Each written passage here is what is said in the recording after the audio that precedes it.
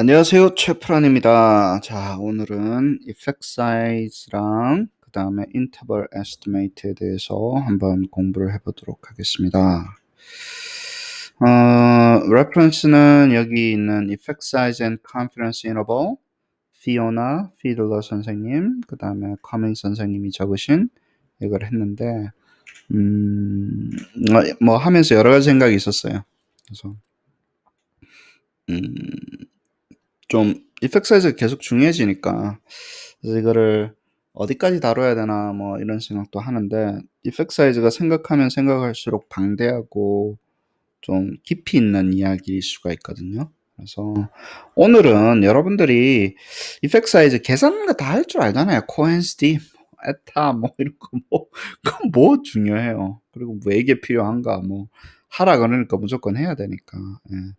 근데 그거보다는 조금 약간 한 발자국 깊게 들어가는 그냥 계산하는 게 아니라 도대체 이걸 어떻게 받아들여야 되는 건지 우리가 거기에 대해서는 조금 설명해 보는 시간으로 조금 쓰고 제가 중간에 왜 이걸 이게 북 챕터가 상당히 리미티드 돼 있어서 이런 식으로 프로세스 그러니까 잘 하셨지만 제가 걱정되는 부분이 있어서 왜 어떻게 걱정되는지에 대해서 말씀을 나중에 또 드리도록 하겠습니다.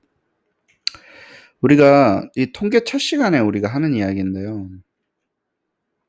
통계는 뭘 데이터를 컬렉트하고 오거나이징하고 뭐 분석하고 해석하고 뭐 레프리젠트 하는 게 뭐 통계라며요. 그쵸? 예. 우리는 주로 통계 모형을 하고 있는데 뭐 디스크립티브가 있습니다. 인포레이션 스태티스틱이 있습니다. 막 이렇게 하고 뭐 draw conclusion도 하고 summarize도 하고 굉장하죠. 데이터를 가지고. 예, 뭐 하냐 물어보면 근데 왜 하냐 그럼 뭐 어떻게 하냐 뭐 이렇게 하는데 이 이펙트 사이즈를 제대로 아시려면요. 그러니까 도대체 우리가 데이터를 통해서 뭘 알고자 하기 위해서 이걸 하는지에 대해서 정의가 돼야 돼요. 안 그러면 절대 이해 못 하실 거예요, 아마. 다시 한번 더 볼게요. 컬렉트하고 오거나이즈하고 애널라이즈하고 인터프리트하고 프리젠트하고 서머라이즈하고 드로우 컨클루전이라고 하는 이유가 뭐냐고요. 왜 하냐고요. 왜? 그거를 해야지 리서치 퀘션이 나올 거 아니에요. 왜 컬렉트 해야 되는지에 대해서. 그래야지 왜냐면 우리는 뭐 분석해서 뭐 숫자로 만들어가지고 그 숫자가 의미하는 것을 찾아야 되잖아요. 예. 그러려고 하는 거지. 그냥 하려고 하는 게 아니잖아요. 그게 무슨 의미가 있는지까지 가야 되니까, 리서치 퀘션까지 가야 되니까. 그러니까 이거에 대해서 하려고 하는 의미를 아시는 게 이펙트 사이즈가 아니라도 통계할 때마다 항상 중요하다고요. 그래서 제가 통계 첫 시간에 항상 이 이야기를 꺼냅니다. 데이터를 가지고 뭔가를 하는데 뭐 하려고 하니? 왜 하려고 하니? 그리고 항상 물어보는 게 그거예요. 그럼 뭐 수학하고 통계하고 다른 점 뭐야? 수학적으로 내가 기술하는 것과 그 논리로 하는 거잖아요. true만 있는 곳이 수학이잖아요. true만 있는 곳이 예를 들어서 다 이게 참이니까 다 참이잖아요. 예를 들어서 논리학하고 수학은. 근데 통계는 안 그렇잖아요. 통계하고 probability는 안 그렇다는 거예요. 참과 거짓이 혼재되어 있는 상황에서 우리가 다뤄야 되니까 그게 다른데 그럼 데이터를 가지고 우리가 도대체 뭘 하려고 하는 건지 그냥 수학은 증명하고 끝나는 건데 예를 들어서 그 이야기를 하고 그러면 이제 이펙트 사이즈로 넘어옵시다. 이펙트 사이즈 넘어가지고 이제 이펙트 사이즈를 처음에 우리가 대입할 때 사이즈가 뭐냐고. 저 라지, 엑스라지입니다. 그거 말고 그러니까 사이즈가 뭐냐고요. 물어보잖아요. 그러니까 모델링 할 때 무슨 사이즈, 뭘 사이즈라고 하는지에 대해서 정의가 돼야지 이펙트 사이즈를 이야기를 할 거 아니에요. 그러니까 코엔시티를 calculating 하는 건 알아요. 이퀘이션도 있고. 근데 그게 의미하는 게 뭐냐고. 그 의미하는 게 나의 리서치 퀘션과 내가 알고자 하는 것과 맞아 떨어졌을 때 appropriate한 이펙트 사이즈가 나오잖아요. 예를 들어서. 이제 그렇게 바라보면 이펙트는 빼고 그러니까 사이즈 퀀티파이 하는 게 뭐인지에 대해서 이야기를 알아야 되는데 여러분들이 여기 보면요. strength of relationship이라는 definition을 쓰시는 분도 있고요. 이 북 챕터를 쓰신 분들은 달라요. 근데 이거 보면요. 결국에는 두 가지잖아요. 세 개도 아니에요. 딱 여기 위키피디아 데피니션이거든요. 두 개의 변수의 관계의 강도라는 거예요. 그럼 코엔시티가 왜 두 개의 변수의 관계의 강도입니까? 그러면 또 이상한 이야기가 계속 나오는 거예요. 그러니까 이게 제가 봤을 때는 이펙트 사이즈가 정의가 안 되어 있어요. 이 필드에서. 이걸 왜 이펙트 사이즈라 불러야 되는지, 뭐를 불러야 되는지 정의가 안 돼 있어요. 이 북 챕터 쓰신 분은 또 뭐 the amount of something interested 그게 끝나요. 그게 이펙트 사이즈인 거예요. 아무거나 관심 있는 amount는 다 되는 거예요. 근데 실제로 그래요. 왜냐면 뭐 평균도 이펙트 사이즈라 그러지, 평균의 차이도 이펙트 사이즈라 그러지, 뭐 correlation도 이펙트 사이즈라 그러지, 다 되네 다. 아무거나 다 되네. 통계에 들어가는 거 전부 다 이펙트 사이즈인 거예요. 이펙트 사이즈가 따로 존재한다고 생각하시고 뭐 스페셜한 거라고 생각하시고 테이블에서 자꾸 뭘 하려고 하시면 큰일 납니다. 정말이에요. 그 깊은 내용이라고요. 사실은 생각보다. 인트로 할 때는 그냥 R 스퀘어, 오메가 스퀘어, R 뭐 이런 거 코엔시티 끝나지만 지금 여기 계신 분들은 아니잖아요. 그 수준 넘어서셨잖아요. 이제 진짜로 이펙트 사이즈에서 뭐라고 하는지 데피니션을 정확하게 보시는데 자, 다시 한번 더 말씀드릴게요. 관계라는 거예요. 관계의 강도라는 거예요. 두 개의. 그 관점으로 바라보는 거예요. 제가 이거를 깊게 그럼 사이즈는 뭐냐? 내가 사이즈가 뭔지 구글링 해봤다니까요. 옥스포드 랭귀지 데피니션에 보면요. 이거 또 관계인 거예요. 사이즈가요. relative extent로밖에 정의가 안 돼요. 사이즈라는 것도. 왜냐면 zero가 있어야지 우리 길이를 시작하고 끝. 그렇잖아요. 예. 그다음에 무게도 마찬가지죠. 무게도 어떤 피지컬한 그거의 강도 두 개라는 거예요. 없는 것과 있는 것. 없을 때의 무게와 있는 거의 무게로 이렇게 바라볼 수 없기 때문에 다 relative index라는 거예요. relative index 두 개에.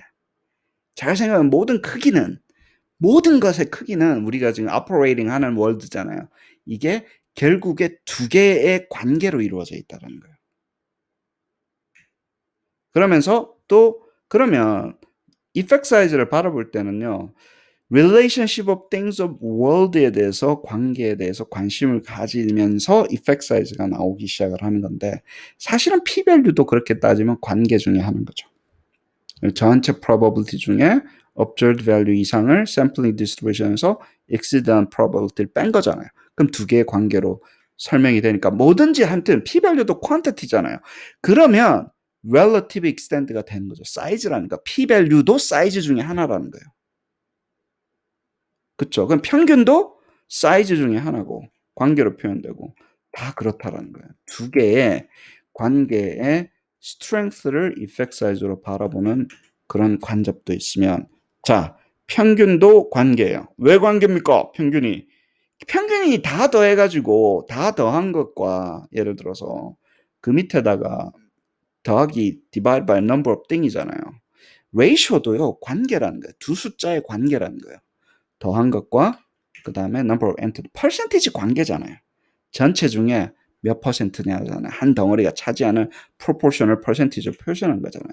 percentage of change도 마찬가지예요. 아무리 뭐 R-square change가 나온다 하더라도 이전의 R-square하고 지금 R-square하고의 관계잖아요. 그 차이를 보는 거니까 그러면 그 effect size도 차이고 correlation도 관계잖아요. 그 자체로 상관계수잖아요. 상관계수잖아요. 그 다음 regression rate도 그러면 관계라는 거예요. 그 independent variable이 dependent variable에 얼마나 영향을 미치는지에 대한 slope이니까 그 자체도 관계라는 거예요. standardized measure of the difference도 마찬가지라는 거예요. 아무리 standardized를 했지만 standardizing 한다는 얘기가 뭡니까? divided by standard deviation이죠. standard deviation과의 관계라는 거예요. 그 mean difference가 standard deviation과의 관계라는 거예요. ratio는 관계잖아요. 두 숫자의 관계잖아요. 그렇게 따지면. 그러면 어떤 그 관계가 두 숫자가 있고 그게 sum이 됐든 standard deviation이 됐든 number of entity가 됐든 그 두 개의 관계가 나한테 주는 의미가 크기 때문에 내 research question에서 그게 알고 싶기 때문에 그래서 내가 통계를 한다고 보면 그러면 p-value도 사실 여기에 속하는 거예요. P-밸류도 어떤 것의 관계이기 때문에 결국엔 내가 통계적으로 뭔가 알려고 할 때, 크기를 알려고 할 때 P-밸류가 이야기해 주는 게 있죠. 그럼 우리가 P-밸류를 이펙트 사이즈에서 제거해야 되냐라는 얘기가 나오는 거예요. 철학적으로는 제거할 수 없습니다.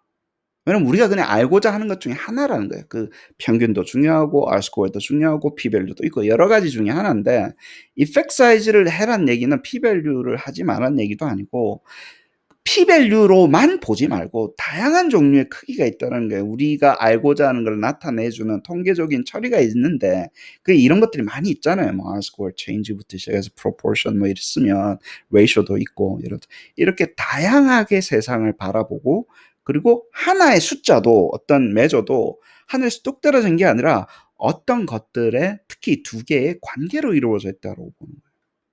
그러면서 이펙트 사이즈가 좀 깊게 이해되기 시작을 합니다. 이제는 이제 그럴 때가 된 거예요. 아, 통계가 여러 가지 숫자를 분석을 할 수 있는데 다각도로 볼 수 있는 거고 결국에는 이런 모든 것들이 전부 다 P-밸류부터 시작해서 내가 데이터를 가지고 분석을 하는 다각도의 것들을 주는구나. 그러면 이제 AIC라든가 뭐 이런 것도 이해가 돼요.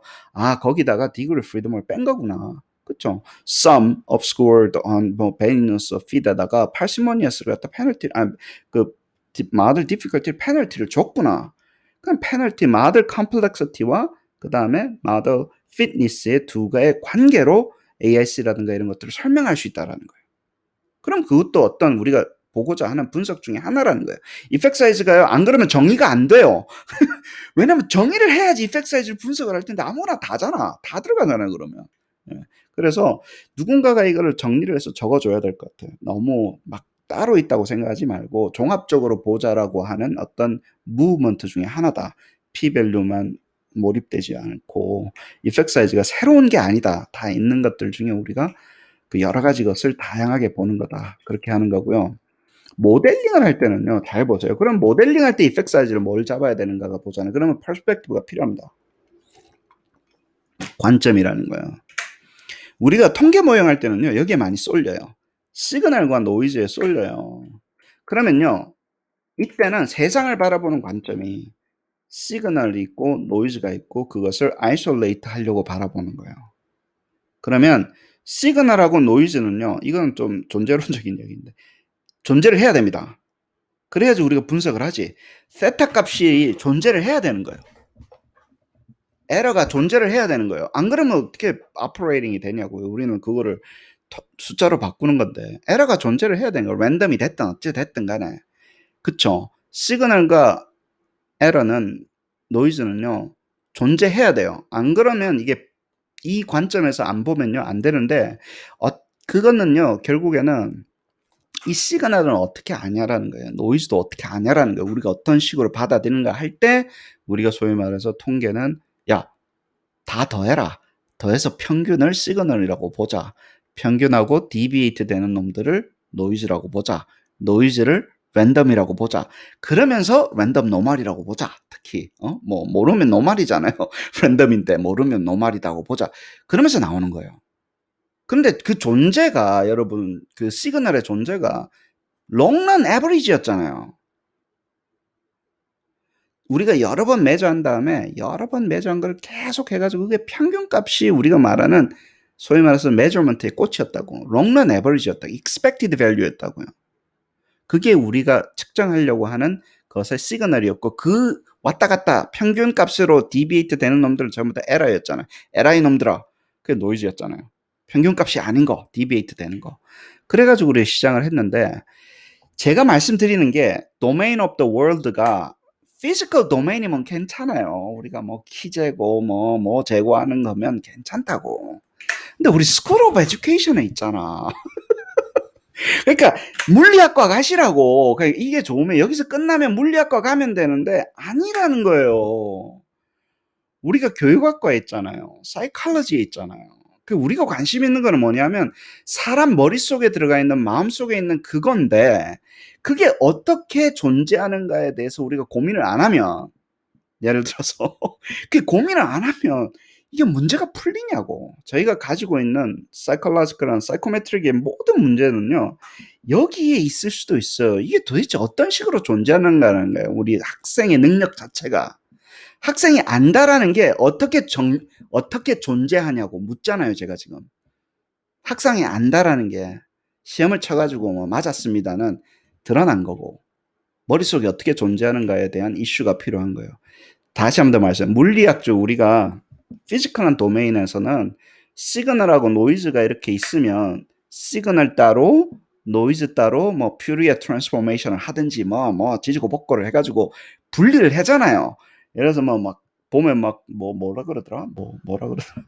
우리 저기 뭐냐 배 밑에 가면 뭐 소리를 다 구분했는데 어떤 배인지 이걸 해가지고 예를 들어서 음문을 딴다라는 용어를 쓰더라고요.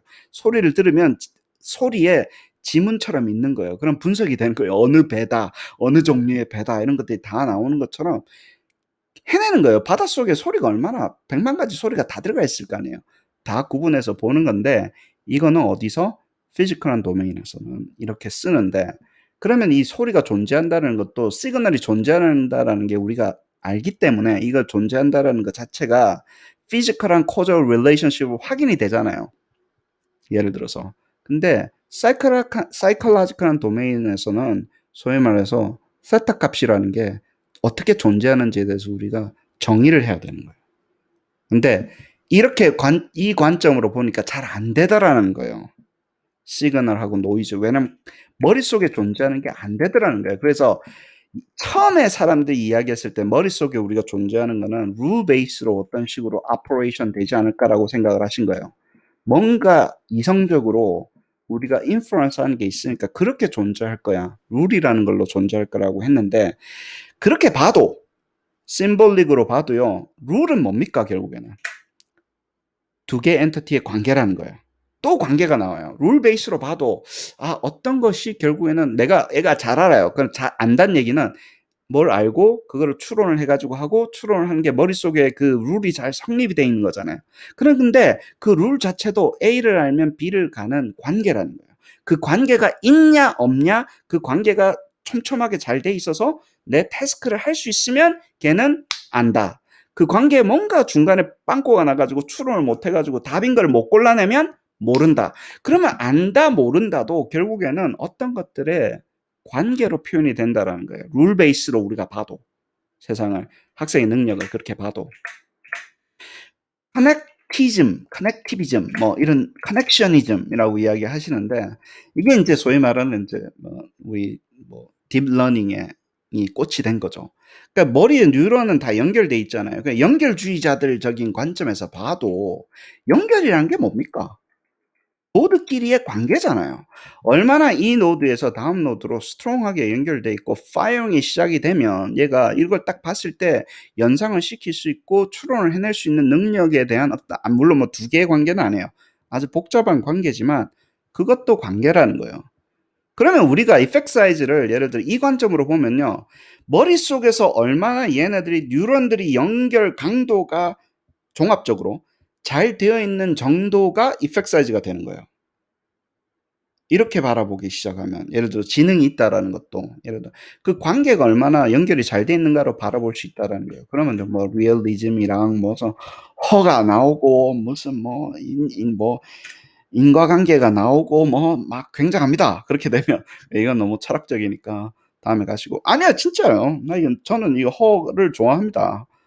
예. 왜냐하면 없는 것 때문에 유가 나온다라는 거예요. 같이 존재를 한다는 거. 있고 없고의 관계로 존재가 있다라는 거예요. 하나만 있는 게 아니라 본질적으로 실체적으로 존재하는 게 아니라 관계 속에서 존재한다는 거죠. 그렇습니다. 자, 이 이야기 observation 우리가 이제 관측을 해야지 나오잖아요. 데이터를 구하려면 관측을 하고 observation 해야 되는데요. strictly free from valuation이 되려면 이거 죽은 것들의 세상에서는 이게 되는데 오르게니즘에서는 안 된다는 거예요. 사람한테는요. 이게 밸류에이션하고 observation하고 떼어질 수가 없어요. 우리 객관적으로 관측을 observation 한다는 게 불가능할 수 있다는 거예요. 마이클 폴라니 선생님이 이야기하신 겁니다. 그래서 이게 제가 사이코메트릭을 하면서 크기를 재는 거잖아요. 사이코메트릭은. 사람의 마음의 크기, 지능의 크기 이런 걸 재가지고 그것의 관계를 보는 거잖아요, 계속해서. 크기 자체도 관계면 머릿속에 존재하는 게 그거니까 뉴런이 어떻게 연결돼 있는가가 소위 말해서 얘가 지금 뭐 화가 났냐, 뭐 잘 아냐 그거니까. 아, 이게 객관적으로 이렇게 관측한다는 게 가능할까? 결국에는 이게 뭔가를 잘할 수 있다라는 것도 evaluation이지 않을까? value를 찾는 거지. 그게 막 과학적으로 우리가 지금 머릿속에 어떻게 돼 있는지 하는 게 아니라 그에 대한 가치를 찾는 거라는 거죠. 관계에 대해서. 해보면 1.5kg의 고기 덩어리에 불과하잖아요. 그게 얼마나 가치 있는 것을 value를 가지고 있는가를 측정하는 게 어떤 태스크를 할 때도 그런 식으로 봐야 되지 않나라는 울리는 이야기입니다. 자, 거기가 저의 개똥 철학 백그라운드였고, 자, 이제 이분이 이야기하시는 우리가 Introduction의 Effect Size and Interval Estimate 들어가도록 하겠습니다. 실망한 게 몇 개가 있는데, 아무튼 여기까지는 이분은 Effect Size는 simply amount of something interest 이러고 넘어가 버렸어요. 아무거나 관심 있는 거에 대한 거의 양은 모든 게 Effect Size가 된다라는 거예요. 그래서 다 때려 넣는 거예요. 아무거나 네가 관심 있는 건 다 Effect Size야. 예를 들어서 이렇게 시작을 하시는데 그렇습니다. 근데 이분은 amount라고 이야기를 하고 그 amount가 어떻게 측정되는지는 하늘에서 뚝 떨어진 거고 저는 그 amount 자체를 측정도 관계이기 때문에 이 모든 것을 관계로 풀면 어떨까, 관계의 강도로 풀면 어떨까 그렇게 제시를 하는 거고 이분은 특정한 amount를 이야기를 하시는 겁니다. 뭐 correlation도 amount라고 볼 수도 있는 거죠. 예를 들어서 크기가 있으려면요 뭔가가 크기를 가지는 거고 그 다음에 자 confidence interval 이야기하셨어요. 근데 confidence interval of effect size입니다. 잘 보세요. 그러니까 우리가 뭔가 관심이 있어요. 관심이 있는 것이 테스트 스태티스틱이라도 상관없어요. 제가 봤을 때 something of interest면 내가 그러면 테스트 스태티스틱도 들어가도 되네 여기. 맞아요. 그럼 테스트 스태티스틱도 on effect size가 되는 거예요. 그렇잖아요. of something인데. 내가 관심 있기만 하면 되는데 그렇잖아요. 근데 여기서 말하는 confidence interval은 effect size의 confidence interval이어야 되기 때문에 내가 관심 있는 게 테스트 스태티스틱이면 우리가 원래 했던 p-value 할 때 p-value 뭐 구하고 했을 때 그 statistic confidence interval around test statistic 한 거 있죠. 95 confidence interval도 포함이 돼요. 뭐든지 간에 interval estimate는 다 포함이 되는 거죠. 그죠? 그러면 틀린 말은 아니에요. 아무거나 된다며. 아무거나 되는 거에 interval estimate를 구하면 된다라고 이야기해서 다 나오는 거고 interval estimate의 반이 근데 symmetric일 때 사실 이 symmetric이라는 이야기를 안 하고 넘어가셨는데 symmetric일 때는 딱 잘라가지고 날개를 벌렸는데 오픈하면서 하잖아요. 왼쪽 날개, 오른쪽 날개, 그쵸? 왼쪽 손끝에서 오른쪽 손끝까지 딱 잘라가지고 반일 때는 그거를 MOE라고 하자. Ministry of Education 말고 네? Margin of Error라고 해서 그것을 precision을 나타내는 어떤 용도로 measure of precision이라고 자기는 define을 한다라고 이야기를 했어요. 근데 symmetric도 빼먹었어요. symmetric 때는 반이지 asymmetric이면 어떡할 건데 예를 들어서 그래서 asymmetric일 때는 뭐 chi-square distribution 해서 뭐 non-centrality parameter of chi-square distribution인데 제가 옛날에 페이퍼도 썼어요. 그것 때문에 막 asymmetric인 경우에서는 뭐 non-centrality parameter chi-square distribution을 가지고 뭐 effect size, confidence interval estimate of effect size를 구할 수 있습니다. 뭐 SM에서는 옛날 옛적에 페이퍼 하나 썼어요. 테스트 스태틱일 수도 있는 거고 effect size일 수 있는 거고 confidence interval일 거고 그러면 제가 여쭤보고 싶은 게 스탠다드 에러하고 마진 오브 에러하고는 프레시전하고는 무슨 차이가 있냐라는 거예요. 마진 오브 에러는 무조건 반이고 그렇죠. 스탠다드 에러는 스탠다드 에러에다가 거기다가 거기 샘플링 디스트리뷰션의 프로퍼티를 곱해야지 소위 말해서 날개가 나오잖아요. 플러스 마이너스 스탠다드 에러 뭐 타임즈 뭐 1.96 하고 나면 이제 날개가 나오잖아요. 소위 말해서 스탠다드 에러만으로는 존재하는 게 아니라 그럼 우리가 precision of estimation이라고 했는데 굳이 MOE를 집어넣어 가지고 이렇게 뭐 반 잘라도 안 되는 걸 가지고 굳이 이렇게 MOE라는 컨셉을 프로모션할 필요가 있을까라는 생각이 드는 거예요. 물론 샘플링 디스트리뷰션이 있을 때는 컨피던스 인터벌 구할 때는 다르죠. 계산하는 게 더 훨씬 더 복잡하고 하고 샘플링 디스트리뷰션을 포함을 해야 되는데 이게 그러면 MOE가 그렇게 유용한가 첫 번째고요. 두 번째는요. 이펙트 사이즈의 인터벌 에스티메이트를 구할 때 샘플링 디스트리뷰션이 또 들어가요. 다시 한 번 더 말씀드릴게요. 이펙트 사이즈를 포인트로 구할 때는 그냥 코릴레이션 구하고 뭐하고 구하고 다 들어가요. 그쵸? 그러면 디스트리뷰션을 알아야 될 거 아니에요. 내가. 그래야지 무슨 뭐 인터벌을 구하든지 무슨 뭐 날개를 펼치든지 뭐 오픈 암스를 하든지 오픈 암스 하든지 무슨 뭐 메조 프레시전을 하든지 디스트리뷰션을 알아야 될 거 아니에요. 예를 들어 이펙트 사이즈의 디스트리뷰션을. 그래야지 인터벌을 구할 거 아니에요.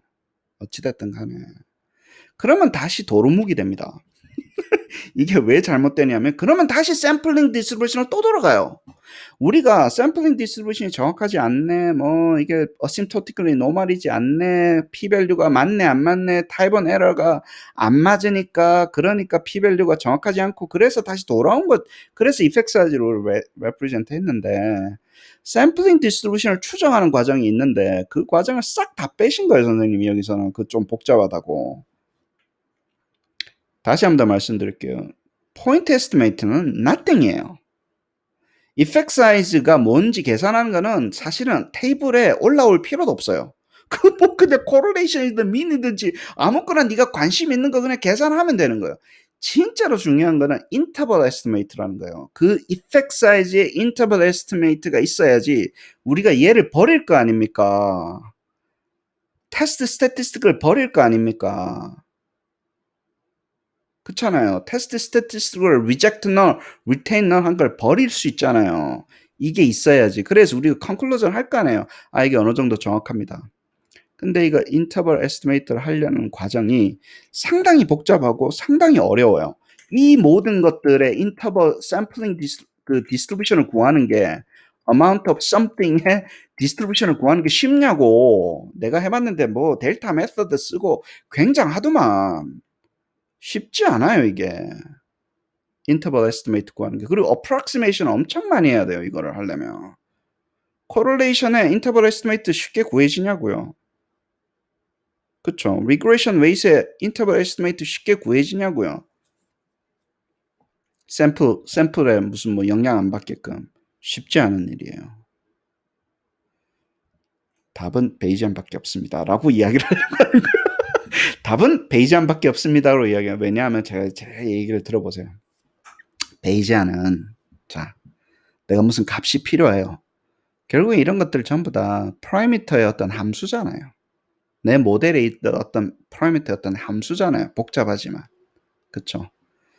어떤 파라미터라 하더라도 내 파라미터의 함수로 표현이 되면 그것들이 레이쇼가 됐든 썸이 됐든 non-linear equation이 됐든 그것의 디스트리뷰션을 줘요. posterior distribution에 줘요. 다시 한 번 더 말씀드릴게요. 베이지안 애널리시스의 장점은 내가 어떤 것을 내 모델 파라미터의 함수로만 표현할 수 있으면 그것에 대한 posterior distribution을 줘요. 그 posterior distribution 때문에 내가 굳이 어렵게 approximation 하고 무슨 뭐 non-centrality parameter를 쓰는다는 둥 델타 method를 써가지고 linear composite에 무슨 variance를 구한다는 둥 뭐 second order Taylor series expansion을 한다는 둥 뭐 안 해도 된다고. 안 해도 된다고. 그것 때문에 강점이 있습니다. 근데 여기 제가 좀 마음에 안 드는 게 싹 다 빼버렸어. 진짜 무슨 다 사람들이 열심히 만들어 놓은 거 다 빼고 앉아가지고 그래서 컨피던스 인터벌 어떻게 구하는지 한마디도 안 하고 넘어가 버린 거예요. 그러니까 이 북 챕터가 아 이거 뭐 하다가 유용성이 별로 없는데 내가 포인트 에스티메이트 구할 줄 뭐 에타 스퀘어 못 구해서 여기 와 있나? 그에 대한 인터벌 에스티메이트를 어떻게 구하고 자연스럽게 어떻게 하는가, 해석이 어떻게 달라지는가 그것 때문에 와 있는 거지. 그러면서 갑자기 급실망이 확 돼 가지고 제가 이렇게 많이 떨어졌었습니다. 읽으면서. 아무튼 제가 말씀드린 거에 대한 핵심을 좀 아셨으면 좋겠어요. 아무거나에 진짜 관심 있는 건데 중요한 숫자인데 그것이 관계로 표현될 수도 있고 그 관계로 하든 안 하든 간에 어떤 에러의 레이쇼든 간에 우리가 포인트 에스티메이트 구하는 거는 쉬워요. 이퀘이션이 다 나와 있잖아. 인터벌 에스티메이트 구하는 게 어렵다라는 거예요. 그거를 approximation 하려고 억지로 하면 다시 도루묵이 되는 거예요. 또 asymptotically 맞다는 둥, 이상 샘플 사이즈가 많아야지 그게 정확하다는 둥, 또 이상한 소리로 가는 거예요. 그거 안 하려고 이펙트 사이즈 왔는데. 그래서 그러면 대안으로 만들어 놓은 베이지안 메소드를 쓰면 effect size에 대한 interval estimate를 credibility interval estimate로 구할 수 있습니다라는 얘기가 하나도 소개를 안 해주신 것에 대해서 제가 좀 속상했어요. 그래서 내가 적어야 되나? 어떻게 페이퍼에다가 하나?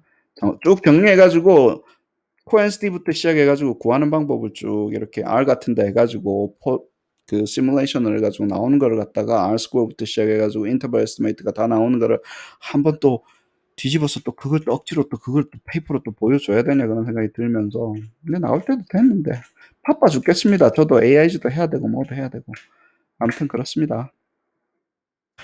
너무 이것만 보지 그러니까 이게 틀렸다라는 얘기를 하는 건 아니에요. 이분도 그러니까 여기에 너무 relying 한다. mainly on 하면 안 된다라는 거. 그래서 다양하게 보자고요. P-value도 좋아요. 아니 피셔 선생님이 P-value 했는데 T-테스트나 아노바는 P-value 정말로 유용한 겁니다. 그 쓰지 말아야 될 때 자꾸 쓰니까 문제가 되는 거지. P-value가 무슨 잘못이야. 피셔 선생님 무슨 잘못이야. 그것만 쓰려고 하니까 문제지. 그러니까 제가 항상 하는 이야기 있죠. 이게 왜 문제가 되는 줄 아세요? 만들어 놓으면 쉽거든요. P-value가. 스탠다드가 됐어요. 그러면서 폭력이 되는 거야. 너 P-value 0.5 아니면 졸업을 못하는 거야. 퍼블리케이션이 안 되는 거야. 피셔 선생님 그런 이야기 한 적 없습니다. 그냥 가이드로 주신 거예요. 가이드로, 사이드로. 그럼 그 중에 다른 것도 있을 수 있잖아요. 그럼 그거 가지고 해석도 같이 하면 되는 거죠. P-value는 나쁘다고 생각하지 마십시오. 나쁜 거라고 생각하지 마시고 우리가 쓰는 사람이 저렴한 거, 쉬운 거, 가르치기 쉬운 거, 간단한 거 이런 것만 찾다 보니까 그렇게 가는 거예요. 자꾸 복잡하게 볼 수도 있는 거죠. overly relying한 게 잘못된 거다. 어디도 없습니다. P-value가 P-해킹 하는 게 P-value가 잘못된 게 아니라 P-value를 해킹하는 게 잘못된 거다. 그래서 P-value 욕하지 마시고요. 그러니까 이렇게 나쁜 짓 하는 거를 방지하자고.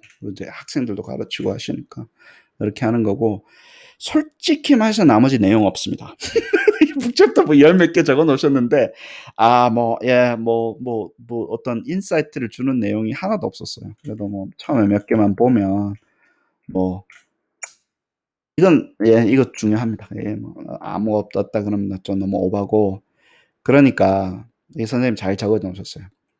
내아의 질문이 있냐 없냐면 null hypothesis 테스트 일을 한다라는 거예요.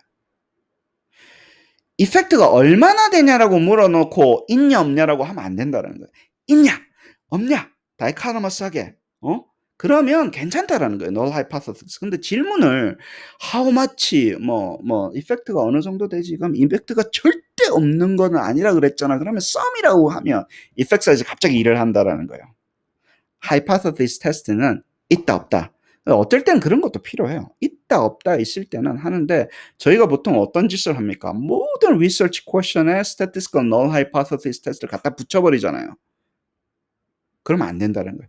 그냥 크기가 있냐 없냐면 거기에 크기를 재서 크기를 계산하는 것 자체가 그게 꼭 statistically significantly different from zero or not 그 안 해도 된다라는 거예요.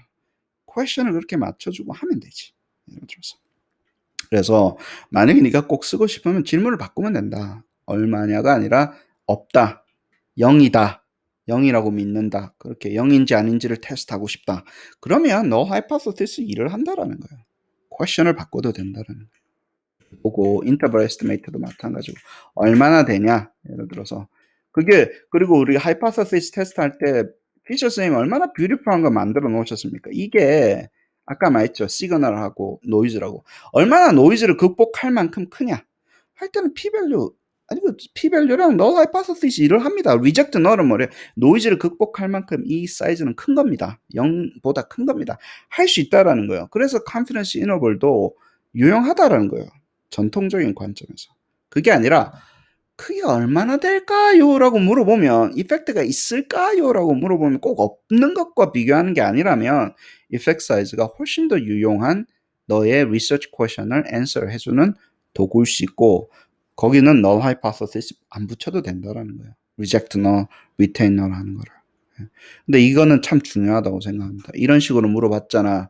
그러면 이펙트 사이즈를 계산을 해서 보여주는 게 좋지. 컨퍼런스 이름을도 마찬가지입니다. 이펙트 사이즈의 베리어빌리티가 얼마나 될까요? 단순히 포인트가 아니라 이게 샘플에서 온 거잖아요. 이펙트 사이즈도. 그러면 그게 얼마나 여기서부터 여기까지가 대충 뭐 95% 정도 이펙트 사이즈가 분포가 되는 정도입니다. 그 크기가 여기서부터 여기 정도 베리어빌리티가 있을 것 같아요. 추정치가. 그렇게 이야기를 해주는 게 나의 리서치 퀘션에 적합하다라는 거죠. 그렇게 우리가 리서치 퀘션을 formulating 할 수 있어야 된다는 거예요. 거기에 맞춰서 answer도 거기서 할 수 있어야 된다. 이번에 잘하신 거고 previous literature 좋죠.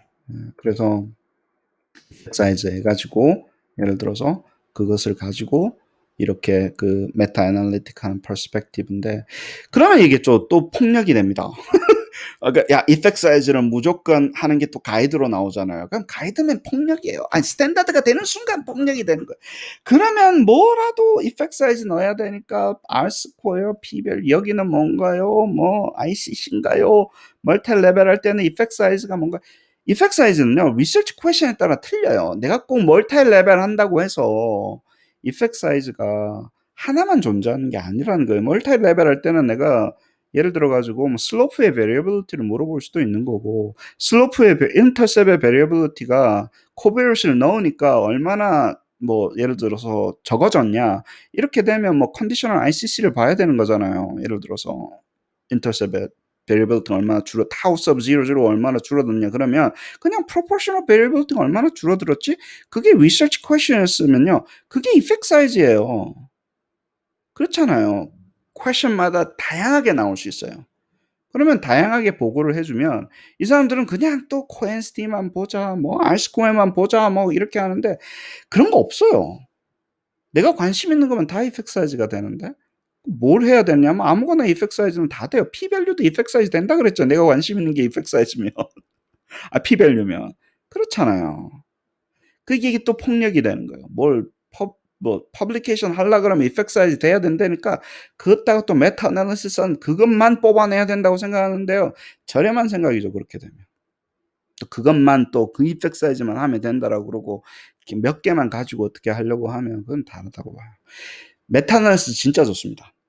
저는 다 해야 된다고 봐요. 모든 리터처 리뷰는 메타 애널리틱한 퍼스펙티브가 있어서 리터처 그렇게 가야 된다고 봐요.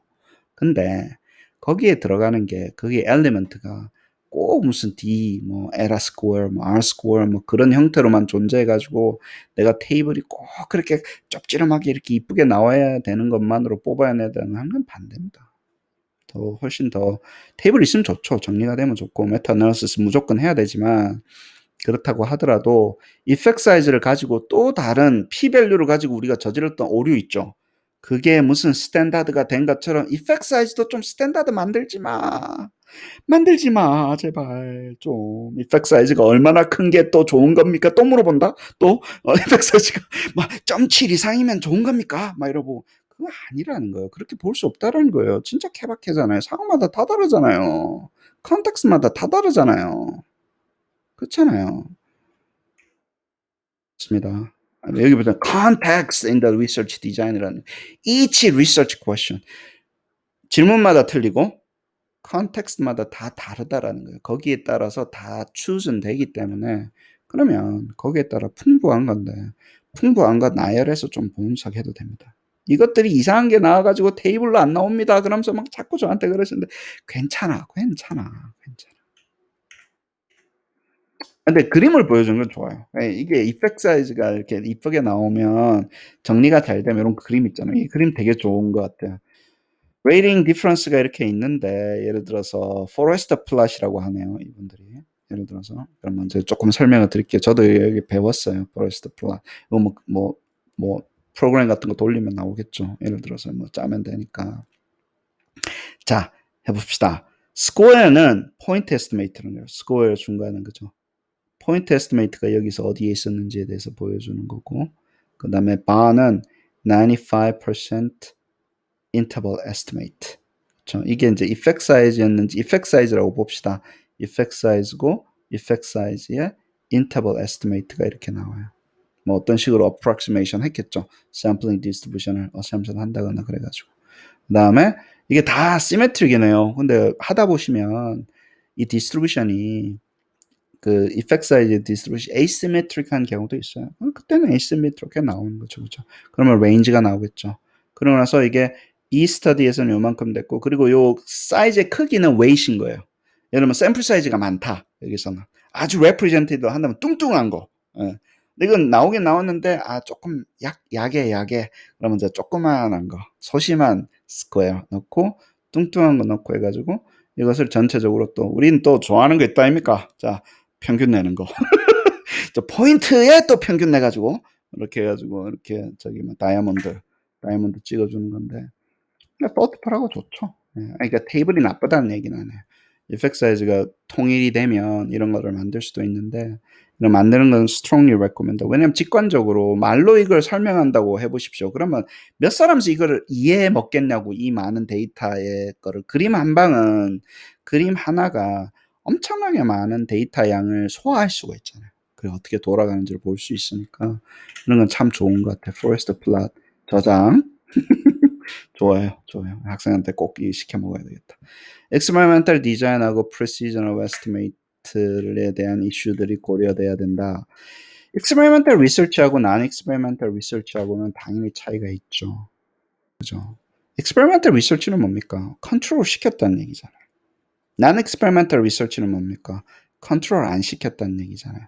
그러면 사실은 experimental research와 non-experimental research는 따로 해서 구분을 하라 그래요. 저는 항상 컨트롤을 시켰을 때의 이펙트가 나온 것과 컨트롤 하지 않았을 때의 이펙트가 나온 것에 대해서는 애플 앤 오렌지처럼 이렇게 별표를 달아줄 필요가 있다고 봐요. 아까 스코어 같은 경우는 다이아몬드로 표현한다거나 뭐 두껍게 표현한 experimental research에서 나온 그 포레스트 플랫은 뭐 중간에 동그라미를 쓴다거나, 예를 들어서 뭐 스코어 대신 뭐 그런 식으로 해가지고 따로 이렇게 해줄 필요가 있대요. 진짜 하이라이트를 받아야 된다고 생각을 해요. 왜냐면 그리고 이펙트 사이즈를 계산할 때부터 틀려요.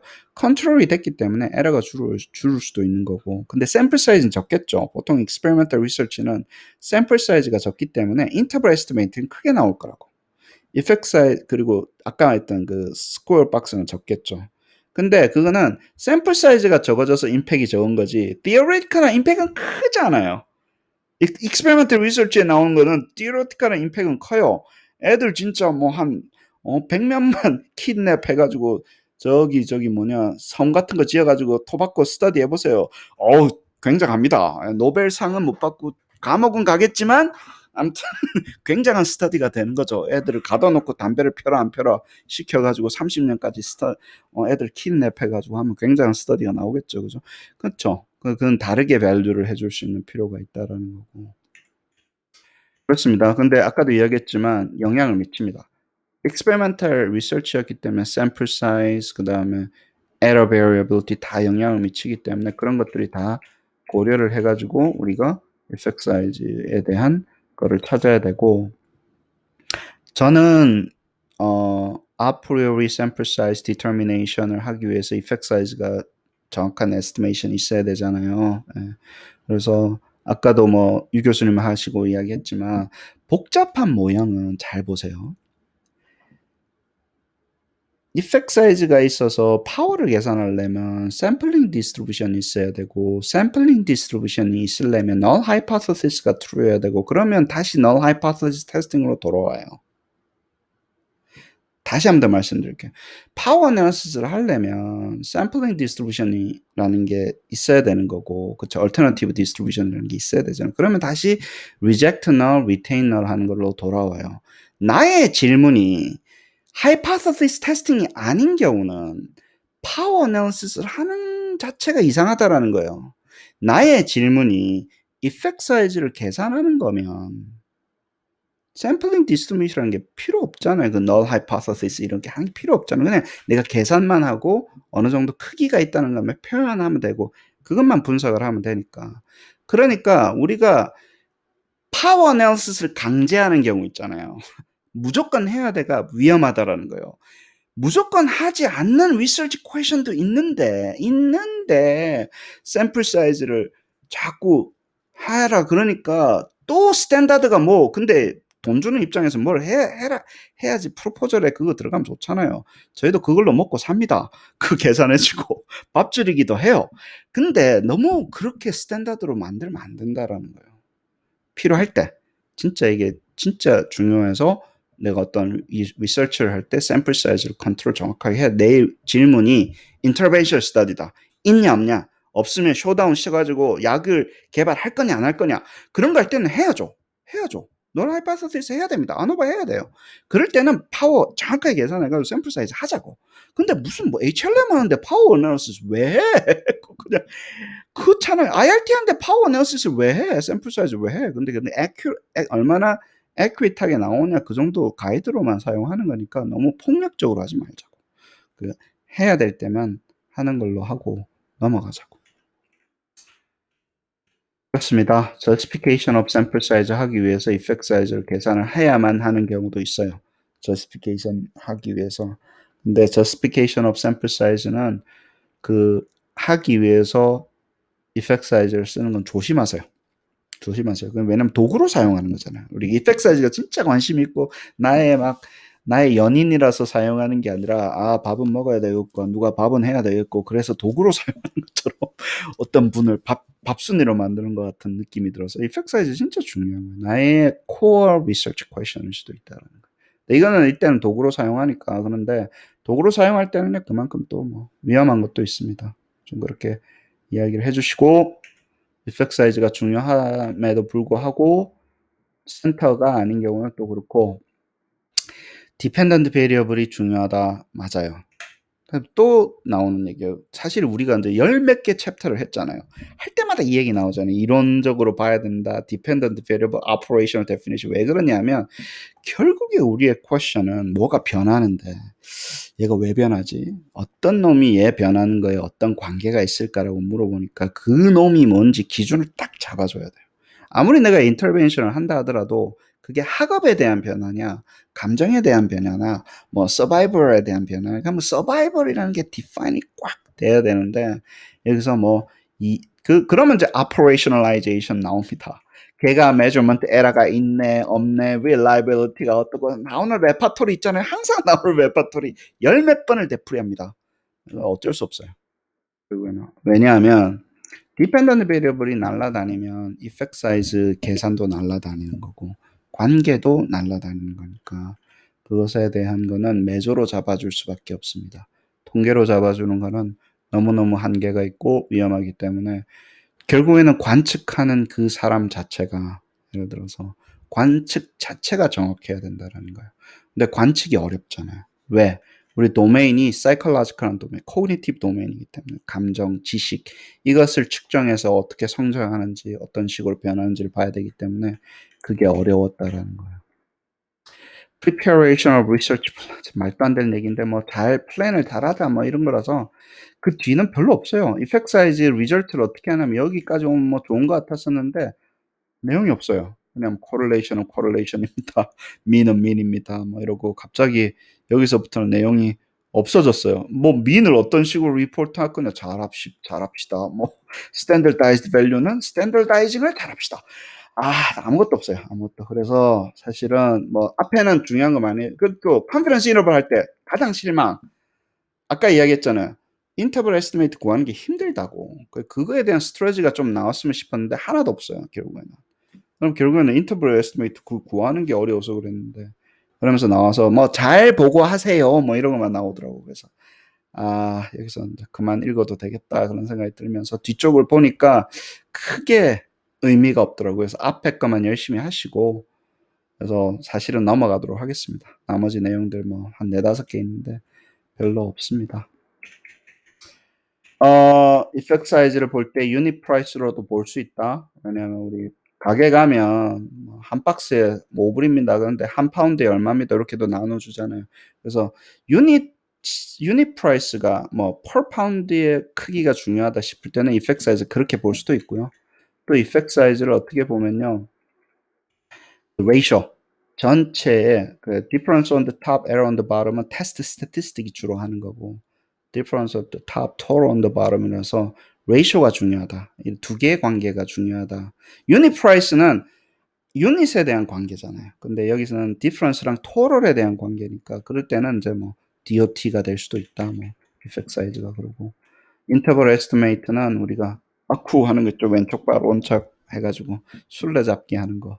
우리 이쁜이가 어디 갔냐 왕들 막 그런 놀이 하잖아요. 막 이런 거 해가지고 막 궁녀들하고 이런 놀이 하잖아요. 그런 것들처럼 해서 학생들한테 인터벌 에스티메이트 처음에 가르칠 때 포인트로 찍으면 궁녀가 어디 있는지 잘 모르지만 팔을 벌려서 잡으면 잡을 수가 있지 않겠니? 뭐 이러면서 궁녀 이야기는 안 했지만 그런 이야기 하면서 끝냈습니다. 그래요. 뭐 이펙트 사이즈 나중에 저희가 테크니컬한 페이퍼는요.